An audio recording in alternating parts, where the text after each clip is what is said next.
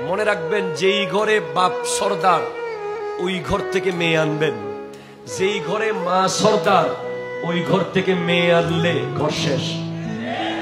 কথা জোরে বলেন, ঠিক কিনা? এরপরে কোন লুবি, কোন লালসাওয়ালা মানুষ যারা ভাইকে ভাই থেকে আলাদা করে দিতে চায়, এই টাইপের মেন্টালিটি যাদের, যারা স্বামীকে সারাক্ষণ টানা দেবে, আমাকে তুমি কি দিয়েছো, আমি তোমার কাছে এসে কি পেয়েছি, তোমার সংসারে আমার কি হয়েছে, সারা জীবন শুধু করেই গিয়েছি। এই সফরে আমি, উমরার সফরে আমি গিয়েছিলাম ওই গারে হেরার মধ্যে, জমিন থেকে 2500 ফুট উপরে, যেখানে ইকরা বিসমি রাব্বিকাল্লাযী খালাকা নাজিল হয়েছে। আমি দেখতেছিলাম তুর্কি নতুন নতুন স্বামী স্ত্রী, মাত্র বিয়ে হয়েছে, তারা স্বামী স্ত্রী হাত ধরে ওই পাহাড়ে উঠে যাচ্ছে গারে হেরায়। প্রশ্ন করলাম কেন?